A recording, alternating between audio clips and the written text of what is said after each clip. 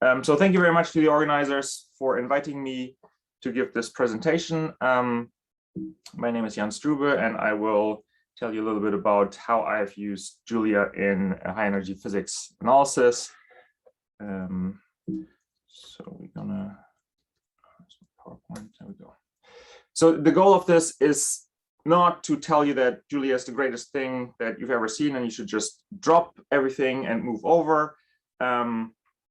Rather, I want to show you that Julia is productive. I have solved a couple of problems in high energy physics using it.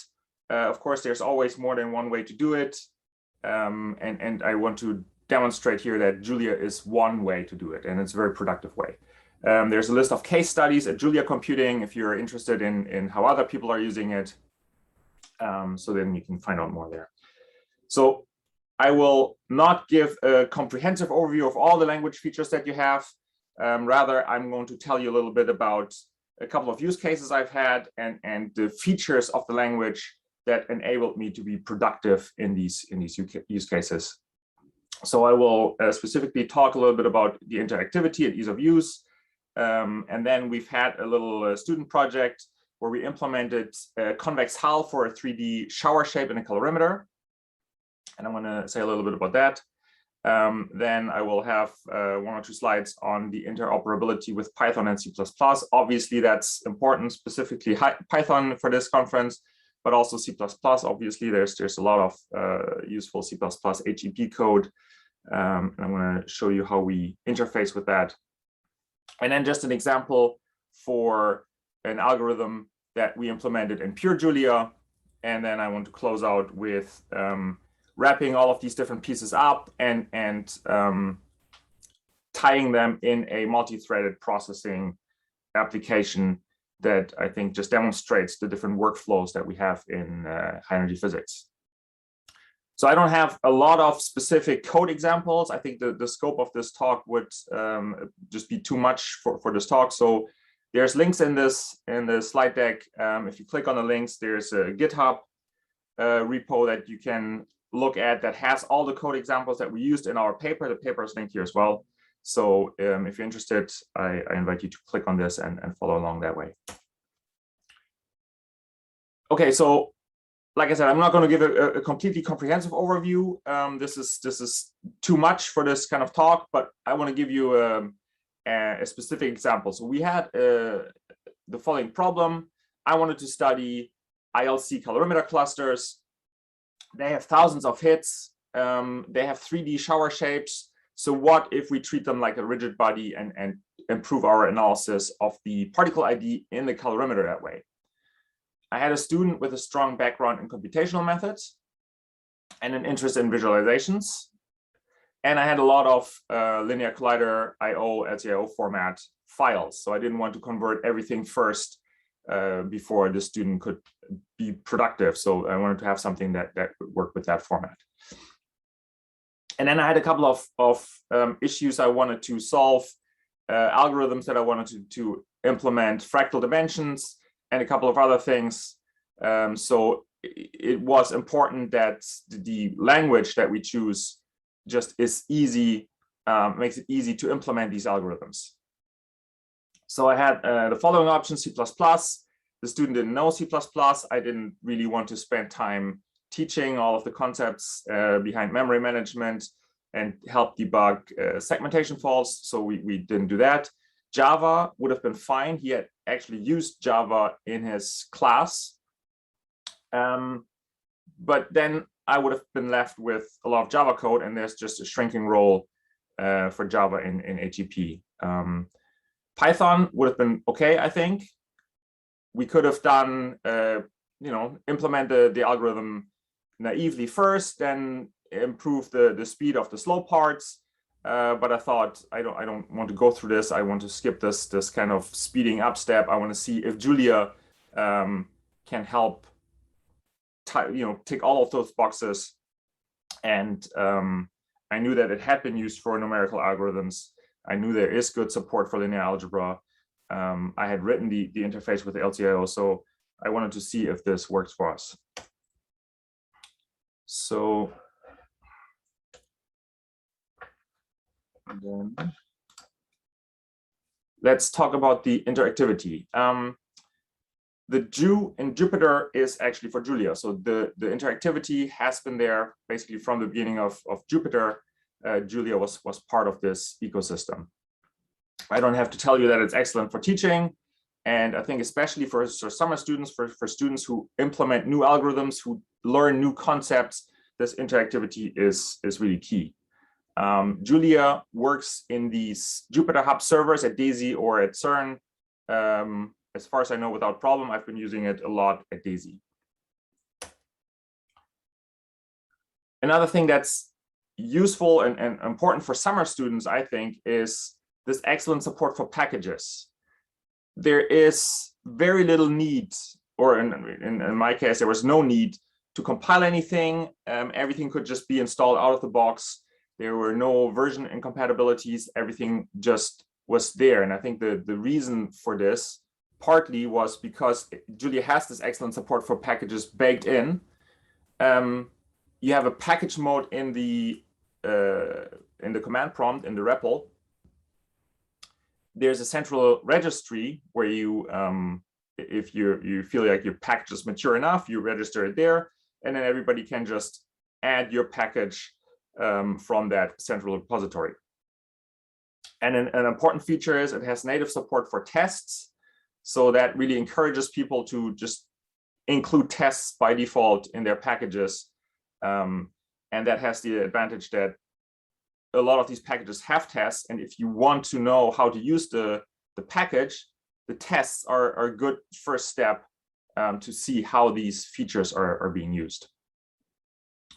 Another thing that is very useful is the core language features, or many of the core language features are implemented in Julia. And that really reduces these conflicts that you have, for example, between NumPy, TensorFlow, PyTorch. They all have their own data representation, and you have to translate it. If you want to use the two of those packages in the same program, you have to translate between the data representation for each of those packages. And in Julia, all of this is done in Julia. So these packages are a lot more composable than in Python, because you don't have to go through a third party or third language implementation. So coming back to the analysis of these calorimeter clusters, as I mentioned, this project was exploratory, so I needed interactivity. I wanted good support for linear algebra. The summer student didn't have any prior knowledge of the ILT physics, and I wanted to spend most of my time teaching that rather than some details of programming. So it was a computer science student. They had taken a Java class, and I wanted algorithms to be straightforward to implement from A, that class, and B, a couple of papers that I had found. And then maturity, as I pointed out, I didn't want to debug installation issues, and I also didn't want to be the only point of contact. So I wanted to make sure that there is enough information online where the student can just figure these things out by themselves. So that again was why I thought Julia is a great choice for this project. So let me tell you a little bit about how successful this was. So here is what the project was about. You have these hit energies. You have a point cloud basically in 3D. Then you blur the density grid that you get from this point cloud. Then you generate the isosurface using marching cubes. And this marching cubes algorithm, actually, the student implemented by themselves from their class. They had done the 2D implementation in Java in their class, and he just did the 3D implementation generalizing to cubes by themselves using Julia. So this tick the box of, is it easy to implement an algorithm?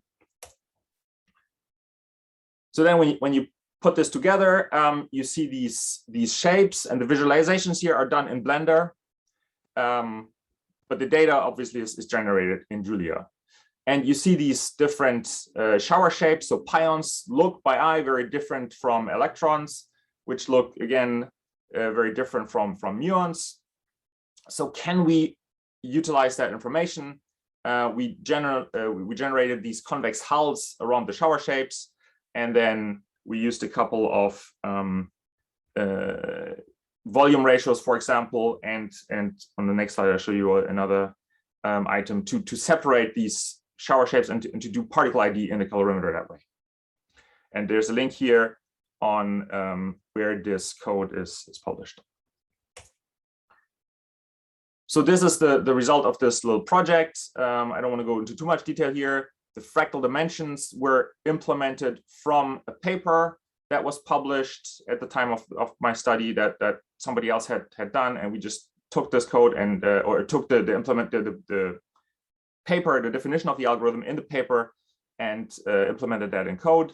And then our work was captured in this moment of inertia. So this gives you a different dimension, a different angle to look at these particle IDs in the shower. So I think this was a very successful project there for just one summer. Okay, so then let's go to other features that are useful in high energy physics. As I mentioned, language interoperability is important. I don't want to rewrite everything from scratch. We had examples where we implemented, HEP analyses in other languages, and that really forced us to write everything in that language, and just I think that didn't work very well. So there is a lot of C++ code. In Julia, there is support for wrapping libraries in something that looks like boost.python. So if you've written code like this, then this way to wrap C++ code for Julia should be very familiar. It requires a bit of boilerplate code, but that also has the advantage that it gives you fine-grained control over what this binding, what the C++ library should look like on the Julia side. So for example, a lot of times you have these casts in C++. By combining the dynamic features of Julia and the fact that you have to write a little bit of C++ code, I was able to just avoid these casts altogether. The track in Julia always has the right type because Julia is strongly typed. But the casting code is now baked into the binding itself. So this could actually be pushed upstream into LCIO proper. But this lets you this gives you some fine-grained control over what you can do and how you want to expose the API on the Julia side. So there's a couple of libraries that wrap C++ libraries, LCIO, FastJet, and there's a bunch of additional ones, and I invite you to go to Julia HEP on GitHub to find out more packages that wrap C++ libraries useful for HEP. Julia integrates well with Python as well. It starts being used actually as the backend for Python packages. So there's of course a lot of C++ based Python packages, but we also have Julia based Python packages right now. So there's diff eqpy, and this brings the whole differential equation solver ecosystem from Julia into Python. There is a package for symbolic regression that is fairly new that uses Julia on the back end. And so these packages are pip installable. You can just get them and they run Julia behind the scenes. You will never know that this actually runs Julia. The interaction also works in the other direction. Julia can use existing Python packages. So for example, there's a very nice plotting ecosystem in matplotlib that's all exposed via pyplot.jl.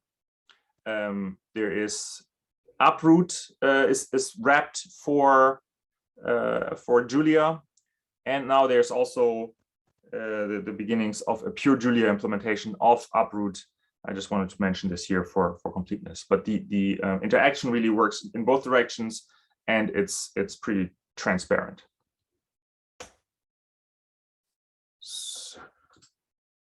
Okay, so then we have ways to interface with existing code, but of course we also want to write new code in Julia. So here is an example of implementing the Fox-Wolfram moments. Again, I thought this was a use case in HEP. I just wanted to see how easy it is to implement this. There is, of course, the implementation in Pythia in Fortran 77. So I just wanted to see how easy is it to implement that to Julia, Python, and C++. There is a paper that claims reproducibility and implementing this quickly from a paper is a strong requirement for reproducible research. So I didn't spend a lot of time optimizing the code for the respective language. I basically took the Fortran 77 implementation and just copied and pasted it, fixed the bugs, and that's it. So with that, at that level of work, Julia was the fastest choice. There's no doubt that I could improve each of these performances here, but just from this level, Julia was the fastest. And of course, Python was terrible. No question. There's a nested for loop here. However, it was very easy to speed up the Python implementation using Numba, and that even got me faster than C++. So that, however, comes with all the pros and cons of mixing two languages. So it was, in this case, it worked well. I don't know how much time it would have been to debug it had it broken, because I don't know anything about Numba. But if it works, it's great. Okay, so then if we talk about speed, let's talk about parallelism for a second. There's very good support for parallel and concurrent programs in Julia. We have green threads, which is the Go-like concurrency model. In Julia, these are called tasks. So you can just schedule, you break your program up into thousands of pieces, and they will be scheduled onto the available hardware threads. You can specifically talk to these threads and schedule these pieces yourself. If you want to have more coarser-grained control and really know which piece of your code runs on which thread, that's possible. A fast way to split this up by threads is to just put this threads macro in front of your for loop, and then this for loop will run in parallel on the available hardware threads. So in this case, if the array A had at least 100 elements, then after this loop, each of them would contain which available hardware thread this piece ran on. There's multiprocessing, and that's a little bit like the Python processing module, multiprocessing module. And this gives you same node and multiple node processing, so you can also talk to different nodes that are connected via SSH or MPI. And there's good support for GPU programming. I don't have an example of this, but there's the Julia GPU organization that has more information here. Okay, so then let's talk about a use case for processing these LCIO files in parallel. In this case, it was an example for me of a library that is not thread safe. And I think we have a couple of examples like that in HEP. So what we did was we wrapped each instance in a separate process, and then we communicate via these channels. So each file, it lives in its own process context, and each LCIO process has its own memory space. So there's no problem that these libraries are not thread safe. They don't talk to each other. So what we do is we read multiple files at the same time, not use multiple processes to read the same file. And then we have an implementation of the event processing where we process the events in parallel. So the events then are pulled from this queue and processed. We have Fox Wolfram in this processor. We have Thrust, and we use FastJet, just using the C++ bindings. So we combine a Julia processor with a C++ based processor in the same function, and we schedule this in parallel. So here is a little schematic of what this looks like. One hard drive, we have a number of LCAO readers. Each of them runs in their own process. Each of them reads a different file. So in this case, of course, a lot of times you have multiple files in HEP. So in this case, it was easy to parallelize it that way. They all write to the same queue. And then there are these multiple processors. Each of them runs Fox Wolfram, Thrust, and JetFinder, pulls one event from the queue, writes it to the next queue, and we run multiple in parallel. And then in the end, we just aggregate the results to force this to until the last one is finished. So here's a quick result of this speedup test. Again, this is not the fastest way to do this. This is just a use case where it's simple to put these different pieces together. It's simple to just change the number of processes that you schedule. We had, in this case, I think 20 threads. So I didn't oversubscribe the CPU here. We could have easily done this, but then, of course, I would expect the performance to drop if you oversubscribe, because then there is contention. So I wasn't really interested in all the details of this CPU. I just wanted to see how easy is it to schedule different processors, and do we really see at least a reasonable speed up. So what you see on the x-axis is how many files are being read in parallel. And you can see basically even with one processor, so one function that does the event shapes and the jet finding, if you have 4 readers that feed that queue for just one processor, you basically get linear speed up.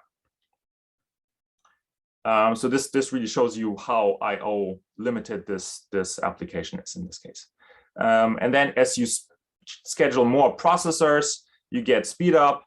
So scheduling 19 processors, where I said we have 20 hardware threads, the 20th then runs the main thread. So I didn't oversubscribe that one. So at 19 processors, you get a little bit of slowdown. Again, I didn't go into details of why this is. I assume there's contention at some level. The details depend on your own use case and on your workload. So just debugging this and speeding this up for this very simple toy model, I think was overkill. So you get quite a bit of speed up over the single threaded application, and comparing the wall time change. This is just a different way to look at the same information. So you have a very easy way to speed up your application in this way. Okay, so summary. I felt that the support for interactive programming, the package manager, the integrated test suite really helped getting newcomers up to speed quickly. They have confidence in the packages that they use. There are tests, and if they don't know how to use a specific package, they can just look at the tests for examples. The support for distributed computing and multi-threading paradigms really enable the efficient use of modern computing architectures. And in this paper and in the code examples, I've shown you how to wrap this into these processors in the distributed paradigm with its own context for each process, or the threading model if you have thread safe libraries. And so you can mix and match those two paradigms. You can mix and match C++ and Julia libraries in this way. And then the interoperability, of course, with C++ and Python is key in high energy physics. So in summary, I think Julia is a very good option for productive high energy physics analysis work. Thank you very much. I'm open for questions. Thank you, Jan. Thank you very much for sharing your thoughts and studies. I think we still have a few minutes. So if you have the web page on Slido, is that easy for you? Oh, I do not have it. Sorry. Maybe it's easier if somebody shares that screen. Apologies. share that. So I can do that. You should be able to see that now. Yes. So we can probably go through a few questions. I should remind everybody, by the way, that more even philosophical questions we can still have it during the last open session. So maybe something specific you can pick up from here. Okay, so maybe let's start with the per event, per project environment, like virtual amps and Python, that there's support for that. So you can have a project, it's called a project directory. So each project directory has its own set of packages and version numbers, and they're all independent. There's a central part where these packages get downloaded, but each project just loads the versions that you want for that project. Okay, should I keep doing my stuff in Python and Julia? I think it's productive to use Julia. As I've pointed out, there are packages that interface. So there are packages that do the heavy numeric tasks in Julia and just expose whatever they need to Python. I think it's a good use case, but this depends on the individual, I guess. Virtual env conda is not present in Julia, so we've had this, right? Binary depends are managed by the same package system. Okay, we have this. There's a Julia con talk where you can look for more information. Thank you for the comment there. Okay, so let's do, how difficult was it to write the wrapper for FastJet? The easy answer is look at the code. It is not terrible. I had experience with LTIO before, so I knew what I was doing. But this is, there's a cookie cutter part to it, where you have this boilerplate code that you always need, and then you expose only the API, the part of the API that you need. It took me maybe a day. What is thread safe? Well, okay, this is kind of an obvious question. It means that you can use that application from multiple threads. So if there's a global variable in your application, that is a good sign that your application is not thread safe. If different threads, modify the same piece of the memory at different times, then you don't know which one was first, and so that is not thread safe. Environments method version. I would encourage people on the environment. I would encourage people to use their own project directories. I think that's just useful. At the moment, it's maybe rare because there's still, well, I would encourage people to use different environments. That's just it.